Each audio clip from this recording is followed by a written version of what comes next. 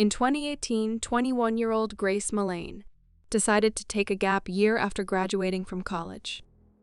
The young British woman planned to travel the world, and she set off on a backpacking tour that fall. After spending 6 weeks in South America, she flew to New Zealand for a 2-week stay. Millane was looking forward to celebrating her 22nd birthday while she was there. But tragically, she never got the opportunity. On December 2nd, Millane's parents sent her birthday wishes, but she never responded. They grew concerned, and 3 days later, they reported her missing. Police in Auckland soon discovered that she wasn't just missing. She was dead.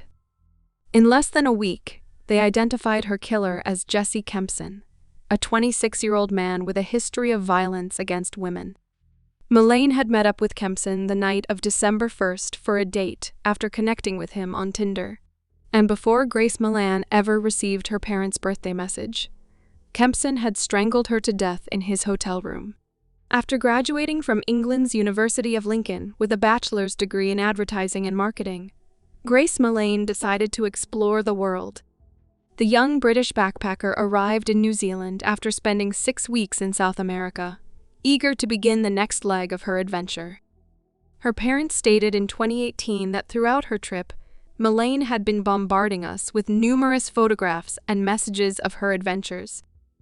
That all stopped on December 2nd, Grace Millane's 22nd birthday. 3 days later, on December 5th, 2018, Millane's parents reported her missing. While police in Auckland initially believed there was insufficient evidence to say anything had happened to Millane, it only took a few days before they determined that she was no longer alive. On December 8th, police officially announced that Grace Millane's case was being treated as a homicide investigation, and they began to retrace her final steps. Security camera footage helped them follow her movements on the night of her murder.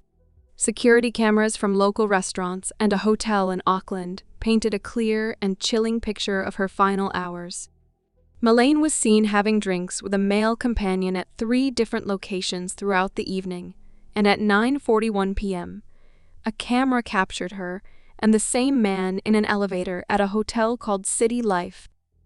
Investigators later learned she had met this man on Tinder, and they knew exactly who he was, because he had commented on one of her Facebook photos the very night he killed her. Jesse Shane Kempson was a 26-year-old bartender and laborer. On Facebook, he dropped his surname, going simply by Jesse Shane. When police saw that he had left a comment on Millane's page the night of December 1st, they reached out via social media to request an interview with him. In that first interview, Kempson appeared to be well-mannered, cooperative, and willing to talk. He told police that they'd gone out on a date the night of December 1st, but that they had parted ways around 10 p.m. And he hadn't seen her since. Tell us about Grace. So I was talking to Grace on Tinder. Yeah. We'd matched on Friday. I saw that we'd matched the next day on Saturday. And then we met at Sky City, and then we decided that we were going up to Andy's Burger Bar, which is on the first floor. Whose idea was it to go to that particular burger place? Me, because I didn't initially know that she was real. What do you mean? Well, there's a lot of... So have you heard of catfish? No. So catfishing is where someone uses your profile or uses your photos and pretends to be you and then meets and you're a completely different person. Right. And it's on Tinder, it's all about the way you look. And so if they use more endearing photos, you're more likely to swipe for them. Okay. Yeah. How does meeting in a public place sort of protect you from meeting someone who's not as good looking as... Well, there's security there. So if she wasn't who she said she was, yeah. At least in my mind I'd feel safe. Right. Yeah. Okay. Mm-hmm.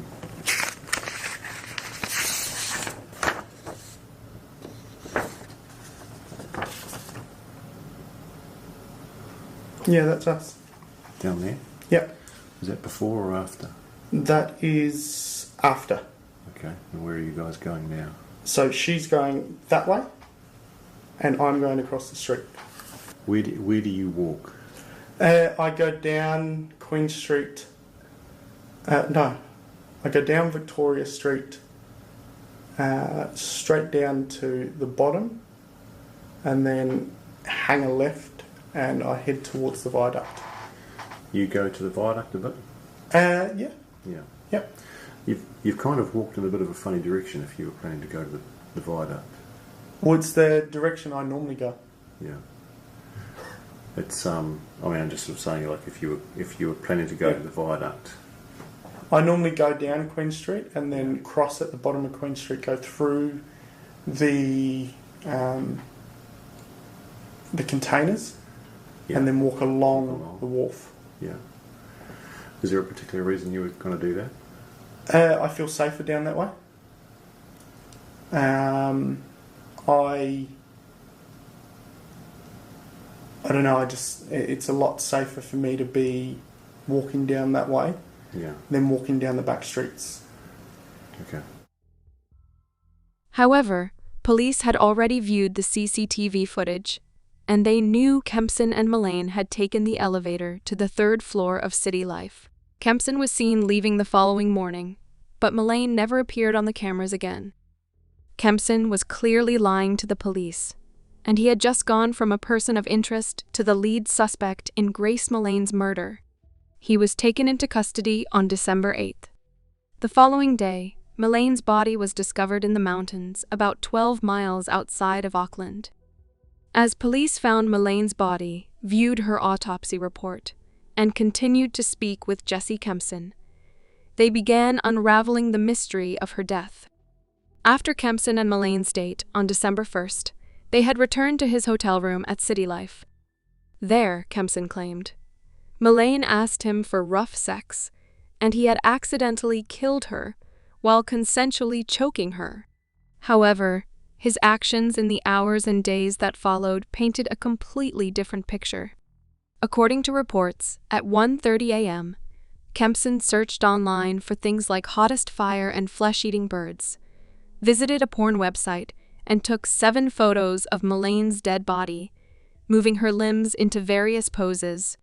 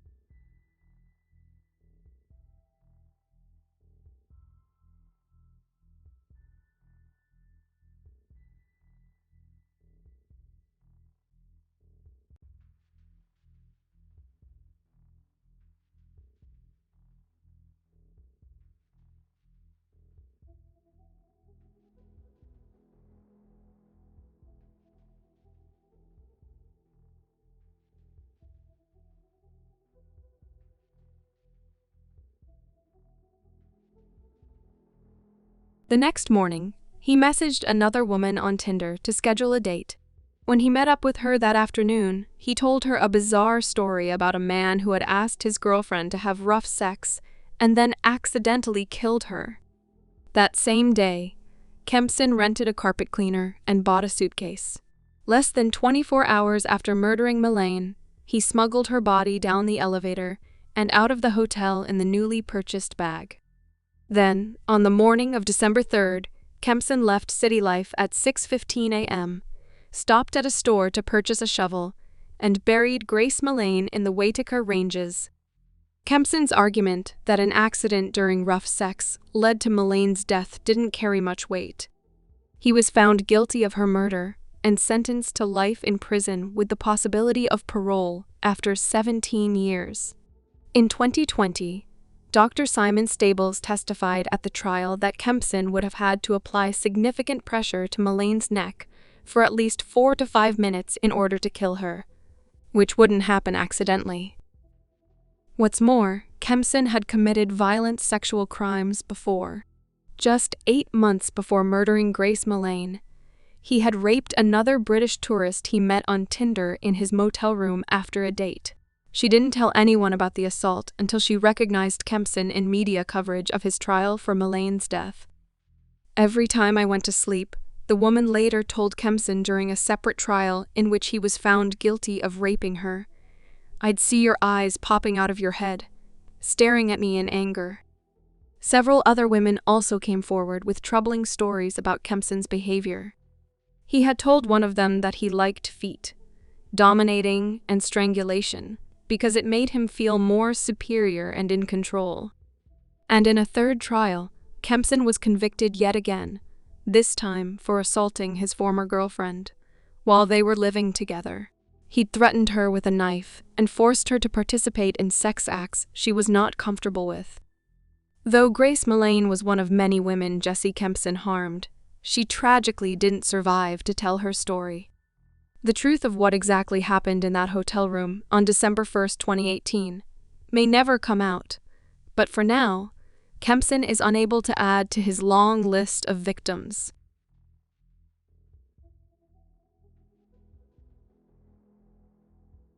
After Nicole Van Den Hurk's 1995 murder case went largely ignored for more than 20 years, stepbrother Andy Van Den Hurk did the only thing he could think of to get the police to re-examine the matter with a DNA test. He falsely confessed to her murder. In 1995, Nicole Van Den Hurk was a 15-year-old student who was staying with her grandmother in Eindhoven, Netherlands. On October 6th, she left her grandmother's home in the early morning to bike to her job at a nearby shopping center. But she never arrived. Police then began to search for her, and later that evening discovered her bicycle by a nearby river. The search continued over the next several weeks, but the next clue didn't appear until October 19th, when her backpack was found at the Eindhoven Canal. Police continued to search the river, canal, and nearby forests multiple times over the next 3 weeks, but to no avail. On November 22nd, 7 weeks after Van Den Hurk first disappeared, a passerby stumbled on her body in the woods between the two towns of Mierlo and Lerop, not far from her grandmother's home. She had been raped and murdered. Police determined the cause of death was most likely internal bleeding due to a stab wound. The police had few suspects. A local woman named Celine Hartogs initially claimed to know the men involved in Van Den Hurk's murder. She had been detained in Miami for drug trafficking and alleged that the men she had been working for had been involved in the murder. Van Den Hurk's stepfather first supported Hartog's story. But upon further investigation, the police determined that her claims were flawed and unrelated. In the summer of 1996, the authorities briefly arrested the victim's stepfather and stepbrother, Ad and Andy Van Den Hurk, but there was no evidence that linked them to the crime. Both were released and ultimately cleared of all involvement. A reward was offered for any information related to the murder, but that produced no helpful leads. To make matters worse, the number of detectives on the investigation team was cut. Over the next few years, all the leads dried up, and the case went cold. In 2004, a cold case team briefly reopened the case, but once again, failed. By 2011, with no resolution and the investigation stalled, Andy Van Den Hurk had had enough. As stated in a Facebook post from March 8th of that year, Andy Van Den Hurk confessed to killing his stepsister. "I will be arrested today at the murder of my sister. I confessed, we'll get in contact soon." Police promptly arrested him, but found again that there was no evidence other than his own confession that linked him to his stepsister's murder. He was subsequently released after only 5 days in custody. Shortly afterward, he retracted his confession and said that he only confessed in order to draw attention back to his stepsister's case. "I wanted to get her exhumed and get DNA off her. I kind of set myself up and it could have gone horribly wrong. To get her exhumed, I had to put steps in place to get her exhumed. I went to the police and said I did it. She is my sister, absolutely. I miss her every day." Andy's plan worked, however. In September 2011, police dug up Nicole Van Den Hurk's body for DNA testing. After they exhumed the body, police found traces of DNA relating to 3 different men, which were all believed to belong to her stepbrother, her boyfriend at the time of her disappearance, and a 46-year-old former psychiatric patient and convicted rapist named Joss DeG. Charges were officially brought against DG for the rape and murder of Nicole Van Den Hurk in April 2014. However, the defense immediately called into question the DNA evidence and pointed out that there were 2 other men's DNA on the body as well. They also suggested that it was possible that DG and Van Den Hurk had engaged in consensual sex prior to her murder. All of this ultimately led to a lessening of the charges against DG from homicide to manslaughter. The trial dragged on for more than 2 years. Scientists reanalyzed the results to confirm that DNA from the body belonged to DG beyond a reasonable doubt, but there was no way to prove for sure from this DNA alone that DG had been involved in the murder. After 21 years of on and off investigation and almost 2 years in court, DG was acquitted of the murder charge on November 21, 2016. Instead, DG was found guilty of rape and sentenced to 5 years in prison.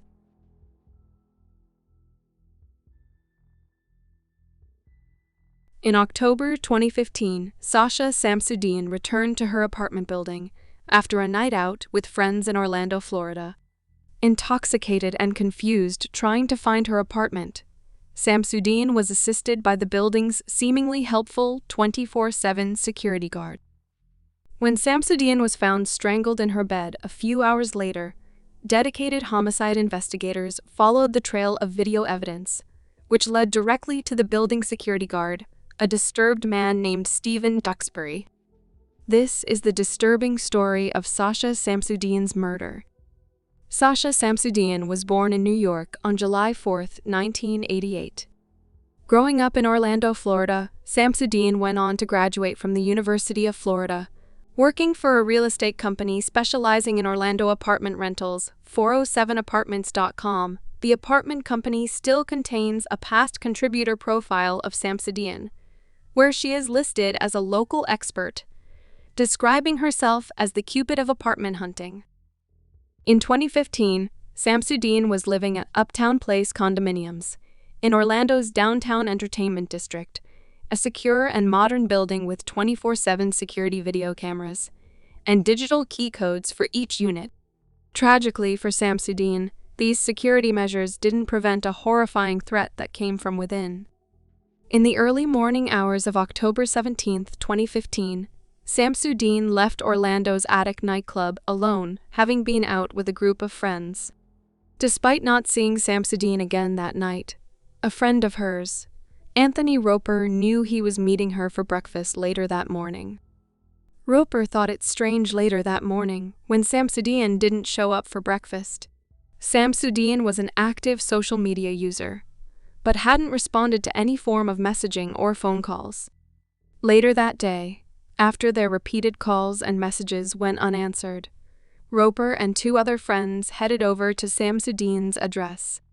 They grew increasingly concerned when they noticed a present sitting in her car that she was supposed to have taken to a baby shower that day. When Samsudean, who lived alone, didn't answer her door, Roper called the police requesting a welfare check that evening. Police officers encountered a strong smell of bleach as soon as they walked in, and found Samsudean dead, lying in her bed, wrapped up in her comforter, partially clothed. Samsudean's shirt and bra had been ripped open, with her pants and underwear missing, yet her apartment had shown no signs of forced entry. Samsudean had been strangled, with the medical examiner confirming blunt trauma to her head, and upper and lower abrasions consistent with somebody forcefully restraining her. But try as he might to completely remove evidence using bleach, a male had left traces of himself in Samsudean's apartment. For a start, the toilet seat was up. That was something I would never expect in any apartment or home where only a woman lives, William J., the prosecutor for the state's attorney's office, said. Fingerprints were found underneath the toilet seat lid, and partial shoe prints were located on the floor. When swabs were taken from Samsudean's chest and neck area, they revealed the presence of foreign DNA. With the building's security footage not readily available, homicide investigators spoke with the security guard on duty that night, Stephen Duxbury. The security guard told investigators that he had interacted with Samsudean and 2 other women at the entrance of the building. But Samsudean didn't produce ID or a key card, so he couldn't grant her access. When another resident had arrived, Samsudean followed him inside, and Duxbury claimed to have last seen Samsudean fumbling with the security code outside her apartment. The 2 women who brought Samsudean home were tracked down, telling investigators they were in an Uber that night when they stopped for an intoxicated Samsudean walking along the street. Concerned for her safety, they had Samsudean get in the car and brought her back to her building. After Samsudean had gained access, the women left, rightly assuming Samsudean should have been safe with an overnight security guard present. The man who Samsudean followed in that night was identified through the building's digital key logs, and he was cleared through a DNA swab, telling investigators that Samsudean appeared pretty drunk. An upstairs neighbor then came forward saying she had seen Samsudean in the hallway that night, and she was being followed by the security guard. When investigators reviewed the building's security footage, they observed Duxbury's suspicious behavior, which completely conflicted with his original account. The security footage from 1:46 a.m. shows Samsudean spending her last morning on Earth, wandering the exterior floors and stairways of the building, both trailed, and at times accompanied, by her murderer. Duxbury stalks the floors and staircases close to Samsudean for almost 40 minutes, using his own key through several sealed access doors. Under the veneer of a professional security guard, Duxbury senses opportunity with an intoxicated and vulnerable Samsudean, while well aware that the building's common area hallways are not covered by surveillance cameras. At 6:36 a.m., Duxbury is captured in uniform, carrying white refuse bags with red handles out of a doorway, leading to the second-floor garage, where his car was parked according to court documents. A minute or 2 later, Duxbury is seen walking back into the building without the bags.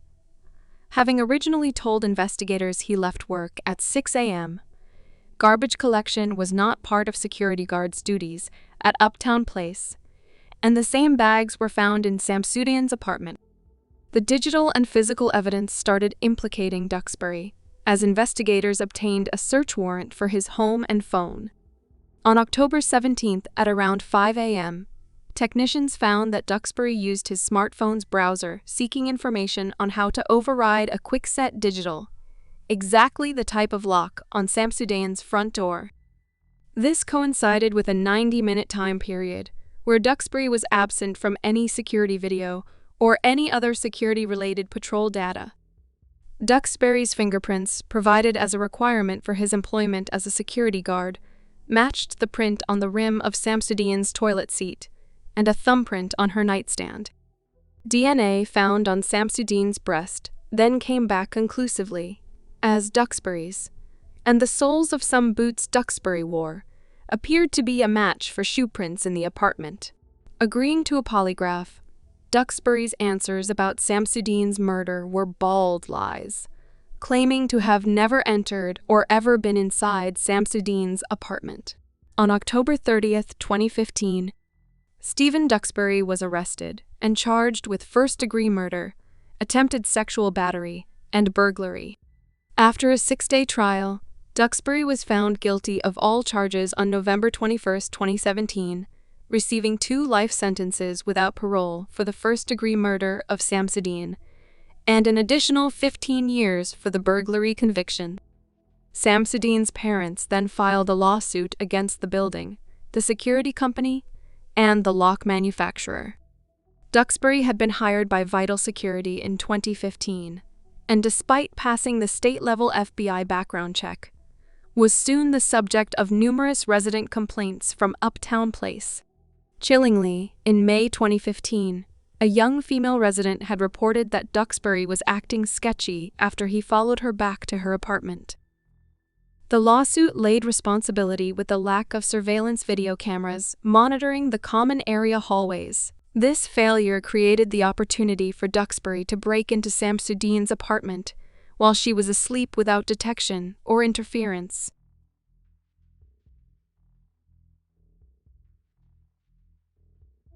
Over a period of 12 days in May 2004, 3 dark green suitcases were discovered in and near the Chesapeake Bay. One contained legs, another a pelvis, and the third a torso and head. The body parts belonged to a New Jersey father of 2 named Bill McGuire, and police soon suspected that his wife, Melanie McGuire, had killed him. The media soon dubbed the case the suitcase murder. For her part, Melanie insisted that her husband had stormed out after a fight. But police soon found that the couple had a deeply unhappy marriage, that Melanie had begun an affair with a co-worker, and that someone in the McGuire's home had searched for things like how to commit murder online.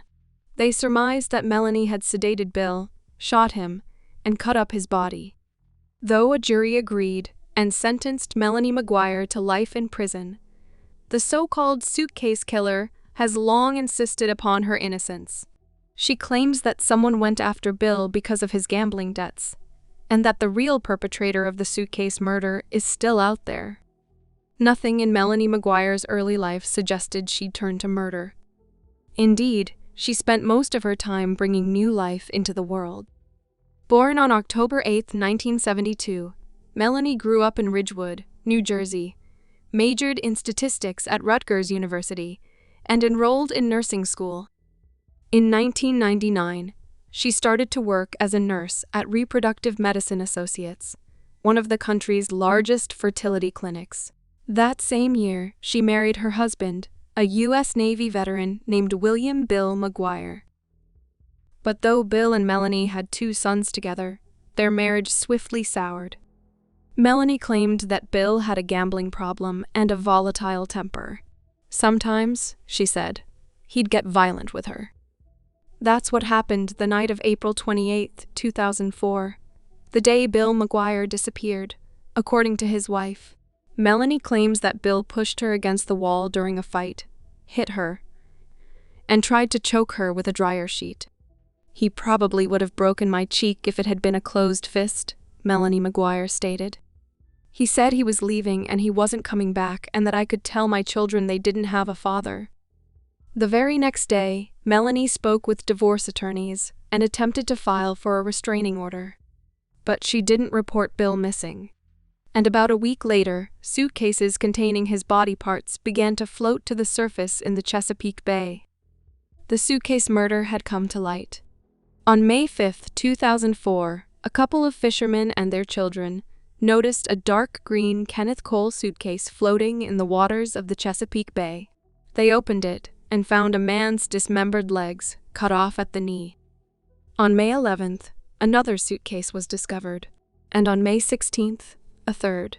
One contained a torso and a head, the other a man's thighs and pelvis. The victim, a coroner found, had been shot multiple times. According to reports, the police were able to quickly identify the dismembered man. After they released a sketch to the public, one of Bill McGuire's friends soon came forward. "I just burst into tears," Melanie said of learning about her husband's death in a 2007 interview. But despite her apparent grief, police soon began to suspect that Melanie McGuire had murdered her husband.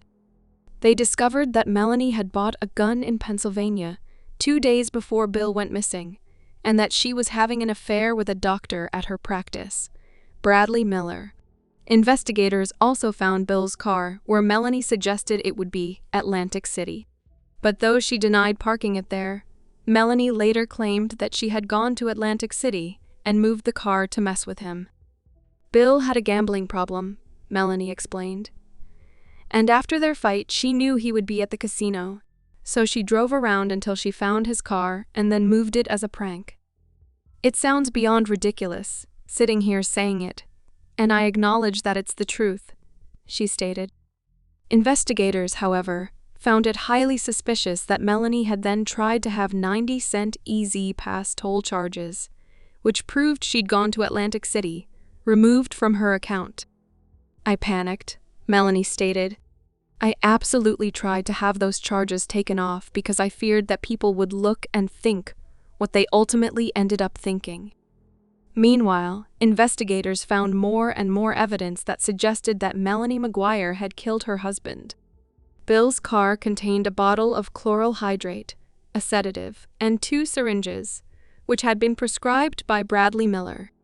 Miller, however, claimed that the prescription was written in Melanie's handwriting.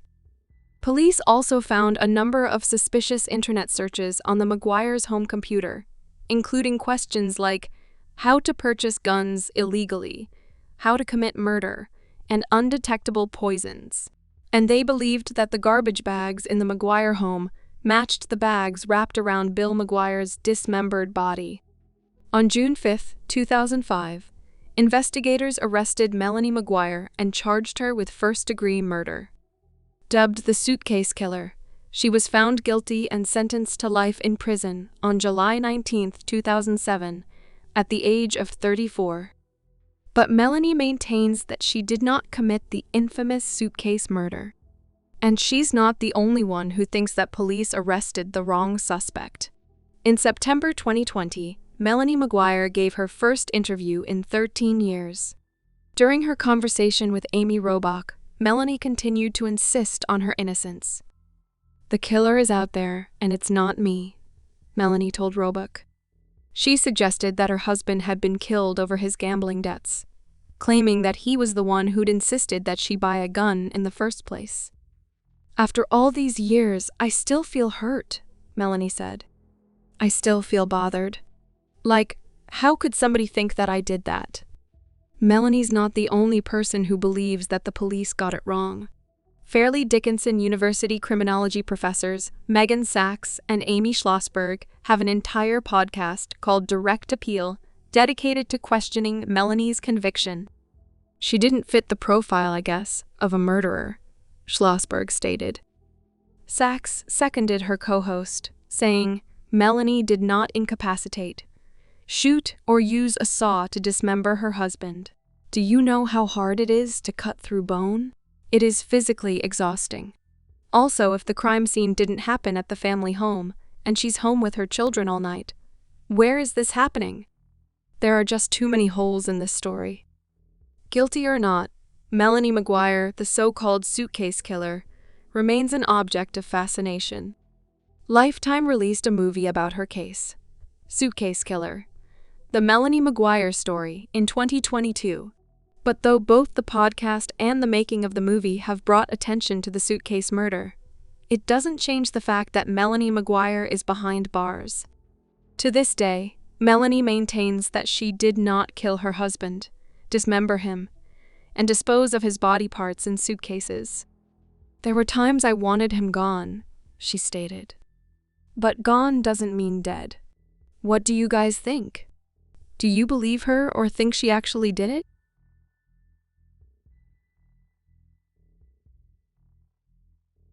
In 2011, a self-published author named Nancy Brophy wrote an essay titled How to Murder Your Husband. 7 years later, she did just that. Daniel and Nancy Brophy had been married for 25 years when Nancy walked into a kitchen at Oregon Culinary Institute, where Daniel worked as an instructor, and shot him twice. The two had been struggling financially, and prosecutors argued that Nancy wanted to cash in on Daniel's substantial life insurance policies. Nancy denied any involvement in Daniel's death, claiming that she'd been at home in bed when he was killed. However, investigators in the case uncovered more and more evidence that pointed to Nancy, and they ultimately charged her with his murder. In 2022, Nancy Brophy was convicted of second-degree murder and sentenced to life in prison for killing her husband. Here's how the romance novelist's murderous fantasies went from fiction to reality. On the morning of June 2, 2018, students at Oregon Culinary Institute arrived for class to find their 63-year-old instructor, Daniel Brophy, dead from 2 gunshot wounds. His death was immediately investigated as a homicide. But it wasn't for another 3 months that police turned their attention to their primary suspect, his wife, Nancy Crampton Brophy. Traffic camera footage showed Nancy's minivan arriving at the Institute during the 13-minute window in which Daniel Brophy was murdered. She claimed to have no memory of the drive, blaming retrograde amnesia from the trauma of finding out her husband had died. A day after Daniel's death, Nancy Brophy took to Facebook where she expressed her grief. She described her husband as her best friend and wrote that she was struggling to make sense of everything right now. "While I appreciate all of your loving responses, I am overwhelmed," the Facebook post read. "Please save phone calls for a few days until I can function." But Don McConnell, a neighbor of 6 years, stated that Nancy Brophy didn't have what he would consider a normal reaction to her husband's death. "She never showed any signs of being upset or sad," said McConnell. "I would say she had an air of relief, like it was almost a godsend." McConnell also recalled discussing the murder with Nancy and asking if the police had been in touch with her. She said, "No, I'm a suspect," stated McConnell, adding that she appeared to be unfazed and emotionless when giving her response. All the while, investigators were indeed slowly but steadily building a case against Nancy Brophy. As the police began looking into Daniel's murder, they came across some suspicious evidence against Nancy that they just couldn't look past. First, investigators determined from Nancy's internet search history that she had been researching untraceable ghost guns prior to the murder. Despite the fact that she and Daniel were struggling financially, she spent $15,000 on guns and gun parts in the year before his death. This included a kit for a ghost gun that was delivered in January 2018 but was never built. The following month, she bought a Glock handgun barrel on eBay. Then, she searched online for cleaning a Glock 17 and loading a 9mm Glock and watched videos on assembling, disassembling, and cleaning a Glock 17. While the gun used in Daniel Brophy's murder was never found, it was determined the bullets did, in fact, come from a Glock 17 handgun. Investigators believe Nancy mixed and matched the parts, attaching the barrel she purchased from eBay to another Glock 17 she purchased at a gun show, and then switching them back after the murder. It's not totally out of the norm to look up a Glock 17 purchase. But when you break it down to a barrel and slide, well, that's a little more interesting, said former Portland Police Bureau officer Aaron Sparling, who was tasked with analysis of digital evidence in the case. Nancy Brophy was arrested on September 6, 2018, and charged with the murder of her husband. Nancy Brophy's trial began nearly 4 years later, in April 2022. The prosecution's case was largely circumstantial, relying almost entirely on the traffic camera footage and her internet search history. This case wasn't built around photographs and text messages. It was built entirely around internet evidence, said Sparling. It's all search history. I can't recall a single other case in my tenure that was built off of internet-related evidence. And despite the ironic and aptly named How to Murder Your Husband essay penned by Nancy Brophy, the judge ultimately excluded the piece from being used as evidence in the trial, largely due to the essay having been written 7 years before Daniel Brophy's murder. Any minimal probative value of an article written that long ago is substantially outweighed by the danger of unfair prejudice and confusion of the issues, Judge Christopher Ramrah said. Nancy's 700-word essay outlined possible motives for why someone would want to kill their husband, listing examples like adultery, domestic violence, and greed. Brophy wrote, "As a romantic suspense writer, I spend a lot of time thinking about murder and, consequently, about police procedure.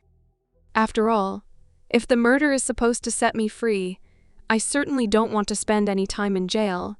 I find it is easier to wish people dead than to actually kill them. I don't want to worry about blood and brains splattered on my walls. And really, I'm not good at remembering lies." But the thing I know about murder is that every one of us has it in him / her when pushed far enough. Prosecutors argued that Nancy's motive was money, claiming she stood to benefit from several life insurance policies taken out on her husband that totaled around $1.4 million. Just a few days after Daniel Brophy's murder, Nancy reportedly asked police for an official statement saying that she was not a suspect so she could collect on the policies. "She had the plan in place," said Sean Overstreet, a deputy district attorney during the trial's closing arguments. "She had the opportunity to carry out this murder. She was the only person who had the motive." After 7 weeks on trial and 2 days of deliberations, Nancy Brophy was found guilty of murdering her husband. She was sentenced to life in prison. "We've all been waiting 3.5, almost 4 years now to start grieving this loss," said Nathaniel Stillwater, Daniel's son from a previous marriage, in an interview.